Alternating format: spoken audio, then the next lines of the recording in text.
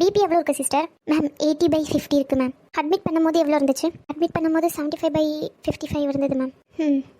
அம்மா இப்படி இருக்கிறதுக்கு நான் தான் காரணம். என்னால் தான் டென்ஷன் ஆகி அவங்க சாப்பிடாம இருந்திருக்காங்க. ஷோ, ஒரு வார்த்தை அவங்க கிட்ட சொல்லிட்டு போயிருக்கலாம் ரேஷ்மா. நீ ஏன்டி அவங்கக்கிட்ட மறைக்கிற? அவங்க உன்னை நினச்சி தான் ஃபீல் பண்ணி இந்த மாதிரி ஆயிருக்காங்க. உன்னை பற்றி தான் கடைசியாக பேசிக்கிட்டு இருந்திருக்காங்க அப்பா கிட்ட. நீ ஏன் ரேஷ்மா அப்படி முட்டாள் மாதிரி நடந்துக்கிற? பாட்டிக்கு என்னாச்சு? ரொம்ப சரியில்லையா? பாட்டி எனக்கு தூங்கினே வந்தாங்க. வண்டி வரும்போது இங்கே ஹாஸ்பிட்டலில் வந்து தூங்குறாங்க பாட்டி.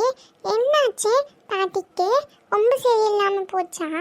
ஊசி போருக்கு கூட்டு வந்துக்குமா? உன் பாட்டிக்கு இப்படி ஆகிறதுக்கு நான் தான் காரணம். அவளை ஒழுங்காக பார்க்கவே செய்யலை. நான் பணத்து பின்னாடியே ஓடியாச்சு. குடும்பத்தில் என்ன நடக்குது ஏது நடக்குதுன்னு ஒன்றும் கவனிக்கிறது இல்லை. அதான் யோசிச்சு பிரச்சனைன்னு சொல்லிக்கிட்டு இப்படி கொண்டு வந்து போட்டு வச்சிருக்காங்கல்ல. ஷோ, இந்த பிரச்சனைக்கு நான் தான் காரணம். அப்படியெல்லாம் இல்லையா? இவ்வளோ பிரச்சனைக்கும் நான் தான் காரணமே. அவளை ஒழுங்காக நான் தான் பார்த்துக்கிட்டு இருந்துருக்கணும். நீங்களே வயசானவங்கம்மா, உங்களை நாங்கள் தான் பார்த்துக்கணும். நீங்கள் அமைதியாக இருங்கம்மா. நாங்கள் எல்லாருமா சேர்ந்து அவளை மதிக்காம, அவள் பேசுறத காது கொடுத்து கேட்காம, அவள் ஏதோ ஒரு பிரச்சனையில் இருக்கா. அது மட்டும் எனக்கு நல்லா தெரியுது. அதான் சாப்பிடாம கொள்ளாமல் என்னத்தையோ போட்டு யோசிச்சுக்கிட்டே இருந்திருக்கா. அவகிட்ட நல்லபடியாக பேசி பழகி இருந்திருந்தோன்னா வீட்டில் அவள் என்ன நடந்திருந்தாலும் எங்ககிட்ட சொல்லியிருப்பா. எனக்கு எதுவோ மறைச்சிக்கிட்டு அவள் மனசுக்குள்ளேயே போட்டு புழுங்கிக்கிட்டு இருக்கானா, அதுக்கு நான் தான் காரணம். வீட்டில் என்ன நடக்குது ஏது நடக்குதுன்னு சொல்லிட்டு கரெக்டாக பார்த்துருக்கணும். ஒழுங்காக வீட்டை கவனிக்காம இப்படி சின்ன பிள்ளைங்க கூட சேர்ந்துக்கிட்டு விளையாட்டு பண்ணிக்கிட்டு அங்கன்னு எங்கன்னு தெரிஞ்சுக்கிட்டு எல்லாத்துக்கும் நான் தான் காரணம்யா. இல்லைம்மா, பெரியவங்க நீங்கள் என்ன பண்ணணுமோ அதை கரெக்டாக தான் பண்ணுறீங்க. நான் தான் வீட்டில் ஒழுங்காக இருக்கிறதுக்கு இல்லாமல் பணத்து பின்னாடியே ஓடி அவளுக்கு என்ன பிரச்சனை அப்படின்னு எதையுமே கேட்கல. அப்பா அவங்க கூட இருக்கும்போது நீங்கள் எத்தனையோ வாட்டி சொல்லியிருக்கீங்க. நான் கூட அப்பா கூட அந்த அளவுக்கு இருந்த ஞாபகம் எனக்கு எதுவுமே இல்லை. ஆனால் உங்கள் அப்பா அப்படி இப்படி என்னை அப்படி தான் வச்சு பார்த்துப்பாரு அப்படின்னு அந்த மாதிரி நான் தாட்சா இன்னைக்கு எந்த ஒரு இதுவையும் தரவே இல்லைம்மா. நான் தான் தப்பு பண்ணிட்டேன். ரோஹாசன் சொன்னா அழுதுகிட்டு இருக்கான்னு சொல்லிட்டு அப்போ கூட ஏதோ விளையாட்டுக்கு தான் அந்த பையன் சொல்லுறான் அப்படின்னு நினச்சிக்கிட்டு கிண்டல் தான் பண்ணிக்கிட்டு இருந்தேன். என்ன விஷயம் பேசிட்டீங்க இந்த 2 பேரும்? உன்னதாமல கேட்கேன்னு சொல்லு. ஆமாப்பா, எதுவாக இருந்தாலும் மறைக்காம சொல்லுங்க. என்ன பேசிகிட்டு இருந்தீங்க 2 பேரும்? நீங்களும் என்கிட்ட சொன்னீங்க சென்னை பற்றி தான் ஏதோ பேசுகிறாங்கன்னு சொல்லிட்டு. சென்னை பற்றி தான் கவலைப்பட்டு இந்த மாதிரி பண்ணுறாங்கன்னு எனக்கே தெரியுது. என்ன விஷயம்னு தான் புரிய மாட்டேங்குது. தயவு செஞ்சு சொல்லுங்கப்பா. இல்லை சொல்லு. அவள் என்கிட்டே எதுவுமே சொல்லலம்மா. ரேஸ்மாக்கு சீக்கிரமாக கல்யாணம் பண்ணிடணும், அவள் வாழ்க்கையை நல்லபடியாக அமைச்சு கொடுத்துடணும். நம்ம எப்போ போய் சேருவோம் என்ன பண்ணுவோன்னு எனக்கு தெரியாது. ரகு அவன் குடும்பத்தோடு அவன் இருக்கான். ரேஸ்மாக்கும் அதே மாதிரி ஒரு குடும்பத்தை அமைச்சு கொடுத்துடணும். நம்ம உயிரோடு இருக்கிறதுக்குள்ள பிள்ளை நல்லா இருக்கணும் அப்படி இப்படின்னு நிறைய சொல்லிக்கிட்டு இருந்தா. கடைசியாக ஏதோ விஷயத்த சொல்ல வந்தா. அப்போ நீங்கள் எல்லாருமே வந்தீங்க. அப்புறம் சொல்கிறேங்க நம்ம பேசுறது யார்கிட்டையும் தெரிய வேண்டாம் அப்படின்னு சத்தியெல்லாம் கேட்டா. சத்தியெல்லாம் இதுக்கு முன்னாடி கேட்டது கூட இல்லை. யார்கிட்டையும் சொல்லக்கூடாது நம்ம பேசுறதுலான்னு சொல்லிட்டு. என்னமோ இருக்குது. என்னன்னு தான் சரியாக தெரிய மாட்டேங்குது. அவகிட்ட கேட்டால் தெரியும் என்ன பிரச்சனைன்னு. வீட்டுல நீங்க யாரா சண்டை போட்டீங்களா அவகிட்ட? ஐயோ கடவுளை, நாங்க ஏன் சண்டை போடுறோம்? சும்மா ஏட்டிக்கு போட்டிக்குன்னு எதனா பேசிக்கிட்டு இருப்போம், அவ்வளோதான். நேற்று ராத்திரி தான் ஒரு சின்னதாக சண்டை மாதிரி வந்துச்சு. அதுவும் அந்த பையன் கூட இவ்வளோ போகக்கூடாது, இவளை கல்யாணம் பண்ணிக்கிறியா என்ன ஏதுன்னு ஒரு முடிவை சொல்லி அப்படின்னு கேட்டா. அது வெடுக்குன்னு பேசுற மாதிரி எப்பயும் போலதான் பேசினா. அது மட்டும் தான் சண்டை, யாருக்கு எதுவுமே சண்டைலாம் இல்லை. அப்ப என்ன பிரச்சனை அவளுக்கு? அப்பா நான் ரகுக்கு ஃபோன் பண்ணிடுறேன்ப்பா. எடி இரு, அதான் அந்த பிள்ளை உள்ள போயிருக்கல பார்த்துட்டு என்ன சொல்கிறேன்னு சொல்லிட்டு அவன் வந்து சொன்னதுக்கு அப்புறமா அவனுக்கு ஃபோன் பண்ணுவோம். இல்லைனா தைய தக்கன்னு குதிப்பான். இப்போனா நல்லா தான் பேசிக்கிட்டு கிடப்பான். டெக்குன்னு என்ன கோவம் வந்துட்டுன்னு வச்சுக்கோ, உன் தாத்தா குணம் எப்படியெல்லாம் நடத்தணும் எப்படியெல்லாம் இருக்கணும் அதெல்லாம் உன் தாத்தா குணம் தான். கோவத்துலேயும் அப்படியே உரிச்சு வச்சுக்கிட்டு தான் வந்திருக்கான் அவனும். ஆமாம், கோவம் வந்துட்டுனா டக்குன்னு ஒரு மூஞ்சில் அடித்த மாதிரி பேசிடுவார். அவனும் அதே மாதிரி தான். என்ன நடக்குது ஏது நடக்குதுன்னு தெரியாமல் டக்குன்னு கோவப்பட்டுருவான். ஏதாச்சும் சொன்னோன்னா கோவத்திலே அங்கேருந்து கிளம்பி வருவான். இது பொறுமையாக பேசிக்கிட்டு அதுக்கப்புறம் சொல்லுவோம். இரு, எப்போ சேர்த்தீங்க இப்போ சொல்கிறீங்கன்னு சண்டைக்கு வருவான். அதுக்கும் அதனால தான் சொல்கிறேன் பாட்டி. இது நான் பேசிக்கிறேன், இப்போதைக்கு சொல்ல வேண்டாம். அந்த டாக்டர் பிள்ளை பார்த்துட்டு பொறுமையாக வரட்டும், வந்ததுக்கப்புறம் ஃபோன் பண்ணி சொல்லிக்கலாம். அத்தை தெரியாமல் பண்ணிட்டோம் அத்தை, சாரி. இனிமேல் அப்படி பண்ண மாட்டோம். என்ன சண்டைனாலும் உங்ககிட்ட சொல்கிறேன் அத்தை. நீங்கள் கோவமாக இருக்கீங்கன்னு தெரியுது. ஆனால் அது சாரி அத்தை. உங்ககிட்ட மறைச்சதுக்கு நீங்கள் என்ன சொன்னாலும் கேட்குறேன். சாரி அத்தை, ப்ளீஸ். என்ன சொன்னாலும் கேட்பியா அத்தை? இல்லை, நான் என்ன சொன்னாலும் கேட்பேன் அப்படின்னு சொன்னல, அதுதான் கேட்குறேன். நான் என்ன சொன்னாலும் கேட்பியான்னு? கேட்குறேன். அப்போது ஒரு 10 மாதத்தில் சீக்கிரமாக எனக்கு பேரனோ பேத்தியோ பெற்று கொடுத்துரு, உன்னை மன்னிச்சிடுறேன்.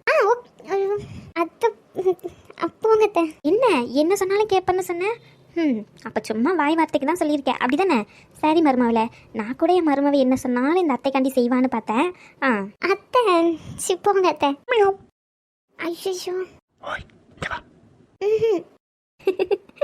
அத்தை என்னாச்சு அத்தை சிரிச்சுக்கிட்டு இருக்கீங்க? இல்லை, இவ்வளோ நேரம் என்கிட்ட பேசுங்கத்த, என்னை மன்னிச்சிருங்கத்தேன்னு என் மருமவ என் காலை பிடிக்காத குறையா கெஞ்சிக்கிட்டு இருந்தா. சரி, என் மருமவ என்ன சொன்னாலும் நான் கேட்குறாத்தேன்னு சொன்னான்றதுக்காண்டி 10 மாசத்துல ஒரு பிள்ளையை பெற்று கொடு என் கையில் அப்படின்னு சொல்கிறேன். அதை மட்டும் கேட்க மாட்டேங்கிறா.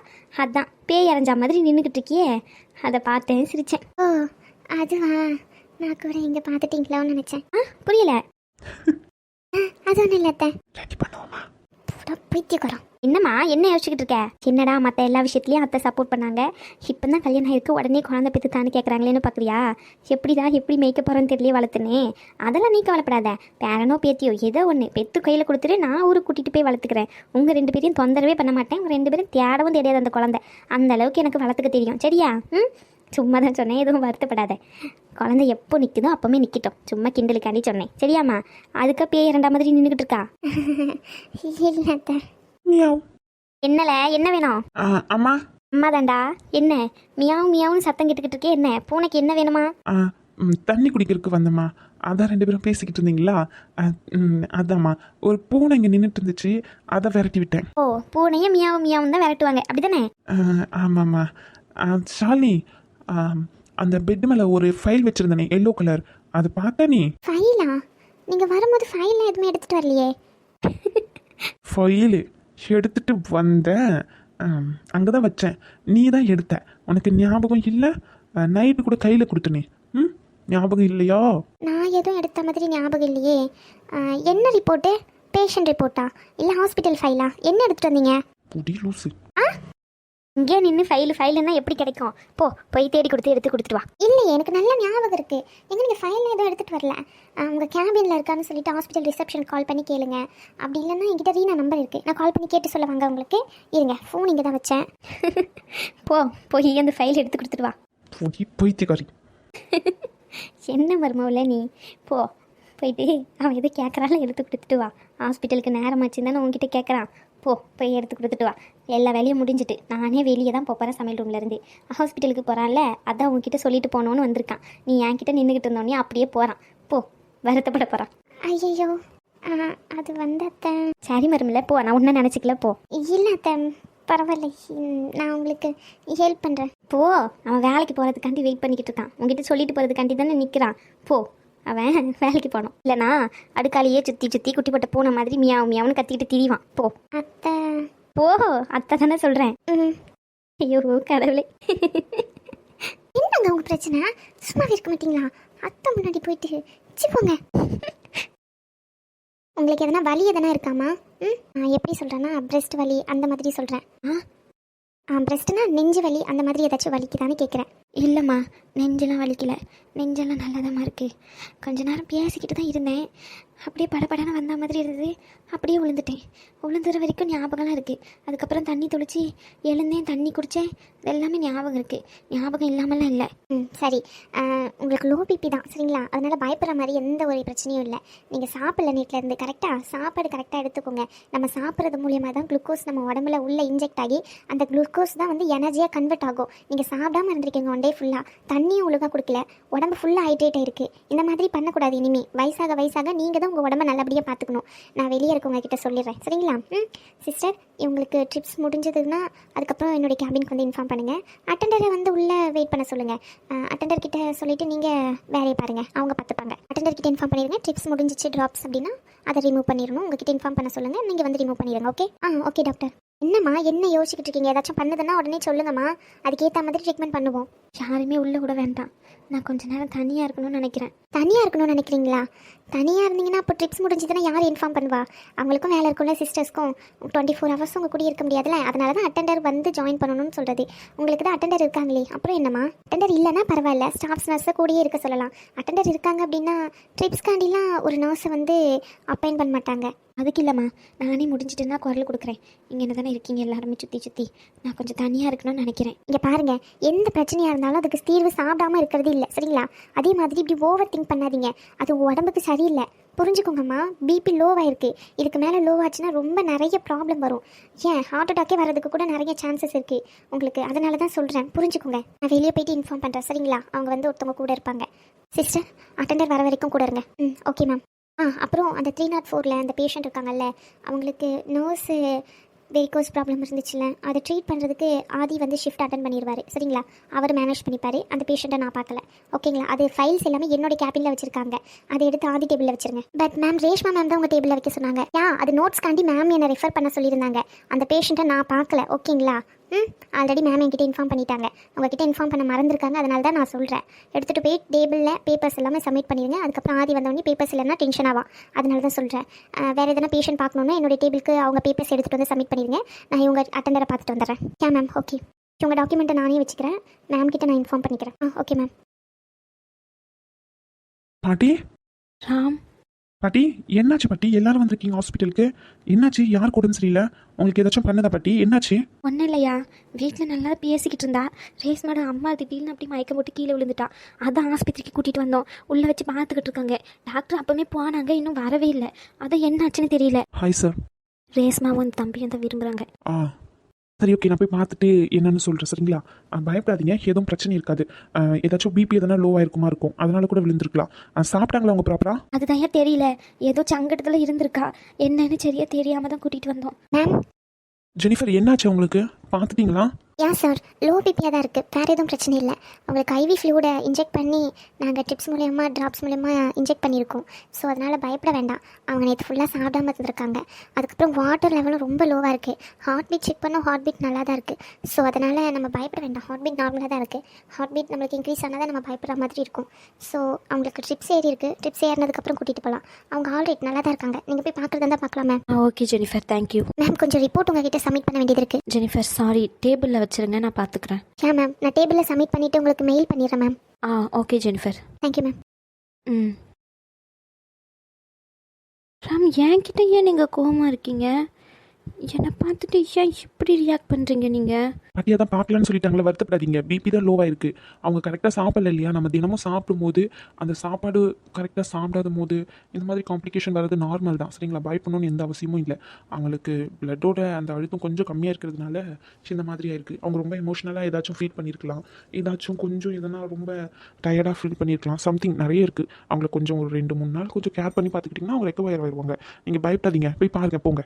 சரியா ரேஸ்மா, நீங்கள் போய் பாருங்க பாட்டி, நான் பேசிட்டு வரேன். புரியல. அது அது வந்து ரகு கிட்ட ஃபோன் பேசிட்டு வரேன்னு சொன்னேன். சரி. ராம், நீங்கள் கோவமாக இருக்கிறது சரிதான். அதுக்காண்டி மூஞ்ச கூட பார்த்து பேசாமல் போகிறதுலாம் எந்த விதத்தில் நியாயம்? அந்த நேரத்தில் நான் பேசியிருக்கணும் தான். எனக்கு அவரை பிடிச்சிருக்கு, அதனால தான் அவர் கூட போகிறேன்னு சொல்லி. ஆனால் அந்த நேரத்தில் என்னால் அப்படி சொல்ல முடியல.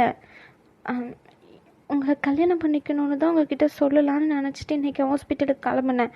நீங்கள் என்னென்னா இப்படி மூஞ்சி திருப்பிக்கிட்டு போகிறீங்க? போங்க, அப்படியே போங்க. அப்போ கோவமே படக்கூடாது, அப்படிதான் நான் சொல்ல வரேன். நீ சொல்லிடியும் உங்ககிட்ட தான் கேட்குறேன். என்ன நடந்தாலும் வாயை மூடிக்கிட்டே இருக்கணுமா? அப்போ யாரு தான் கேட்குறது இங்கே நடக்கிறது தான்? இங்கே பாரு ரகு, நீ இதை கேட்டேன்னு ஒரே எமோஷனலாக பேசிட்டேன். நீ அங்கே போய் கேட்கணும்னு எந்த அவசியமும் இல்லை. கேட்கவும் கேட்காத. இது பெரிய பிரச்சனை ஆயிரும் சரியா. அமைதி, இதை அப்படியே விட்டுரு. இதை கண்டி இப்போ கேட்கலன்னு வச்சுக்கோ, ஆனால் கடைசி முறுக்குமே கேட்கவே முடியாத அளவுக்கு இருக்கும். அதனால தான் சொல்கிறேன். ரகு அது அப்படி இல்லை ரகு. அப்போது காலையில் கொஞ்சம் எக்ஸ்ட்ரா கொஞ்ச நேரம் தூங்கினா வந்து குத்தி காட்டி பேசுறது, எந்த வேலையும் செய்ய முடியாதான்னு சொல்லிட்டு குத்தி காட்டி பேசுறது, இதெல்லாம் எந்த வகையில் நியாயம் நீ நினைக்கிற? அவங்க தானே கூட்டிகிட்டு வந்தாங்க நான் பார்த்துக்கிறேன்னு சொல்லி. அப்போ உங்கள் மாமியார் தானே கேட்கணும். ஏன் எங்களுக்கு பார்த்துக்க தெரியாதா? ஹாஸ்பிட்டலில் வச்சு டைரெக்டாக பாட்டி அங்கே கூட்டிகிட்டு போகிறேன்ட்டு எவ்வளவோ கேட்டாங்க. அவங்க தான் சொன்னாங்க, எங்கள் வீட்டு பொண்ணு, எங்கள் வீட்டு மருமவை நான் பார்த்துக்கிறேன் அப்படின்னு சொல்லிட்டு.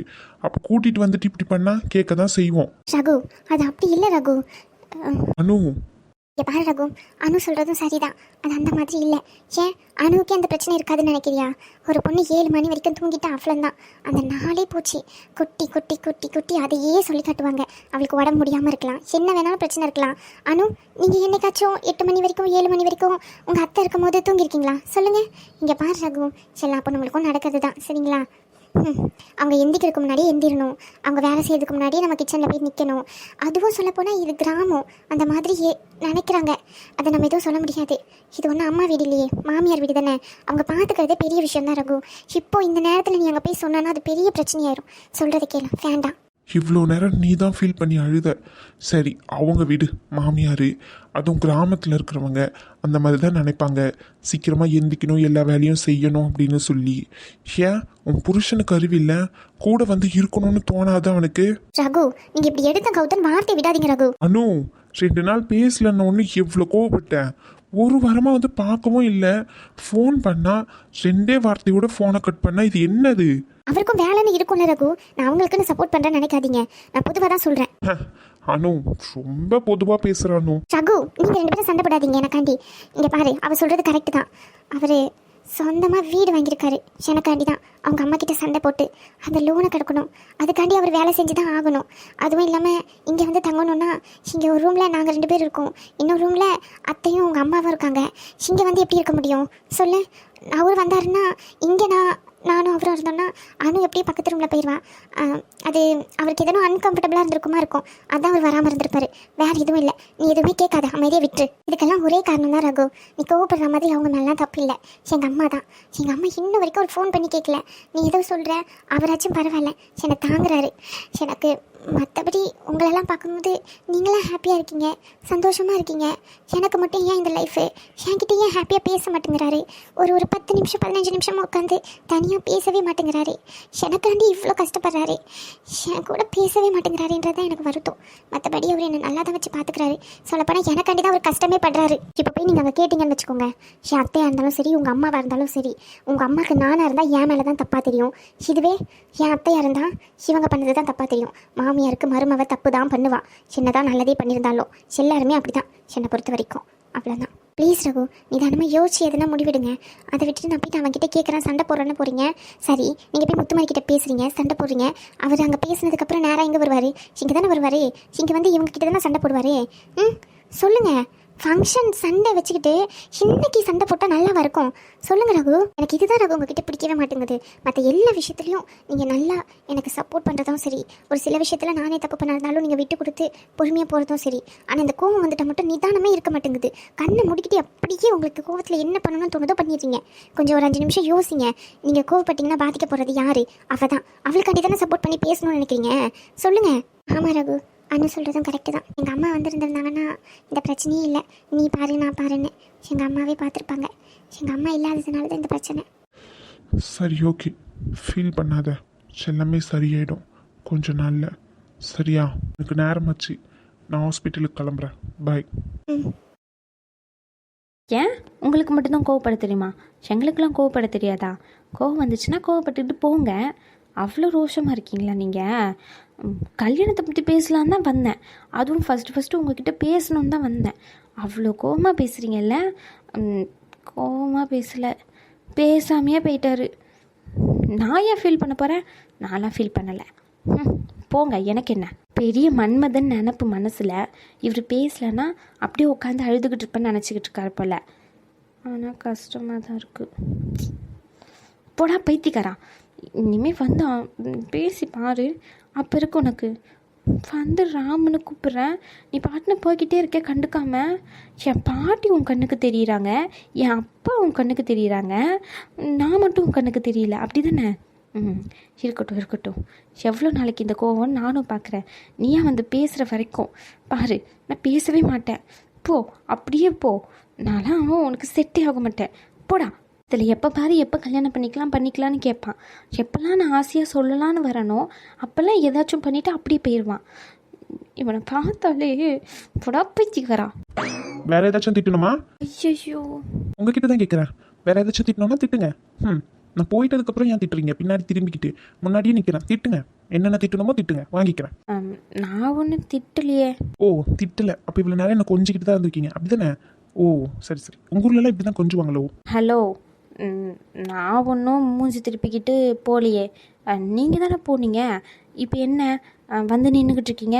ஓ இந்த சைடு போகணுமா? போங்க, உங்களை யாரும் பிடிச்சி வைக்கல. ஏன் வாயி, நான் என்ன வேணால் பேசுவேன். ராம்னு உங்கள் பேர் சொல்லி பேசினானா? சும்மா ஏதோ இவரை திட்டின மாதிரியும் இவர்கிட்ட பேசுகிற மாதிரியும் பேசிக்கிட்டு இருக்கீங்க. உங்களை கிட்டலாம் நான் பேசலை. நான் ஏதோ தனியாக பேசிக்கிட்டு இருக்கேன். ஏன் தலையெழுத்து நான் பேசிக்கிட்டு இருக்கேன். உங்களுக்கு என்ன? உங்கள் வேலை என்னமோ அதை போய் பாருங்கள், போங்க. அப்போ போயிட வேண்டியதுதான். ம், அப்போ போவீங்க அப்படி தானே? நீங்கள் தானே சொன்னீங்க உங்கள் வேலையை பார்த்துக்கிட்டு போங்கன்னு சொல்லி. ம், அப்படி தானே? ஒரு வார்த்தை பேசல எனக்கு கண்டினித்து. உங்கள் அம்மா அந்த கிளி கிழிக்கிறாங்க, அப்படியே அமைதியாக நின்றுக்கிட்டு இருக்க. உனக்கும் எனக்கும் சம்மந்தமே இல்லாத மாதிரி.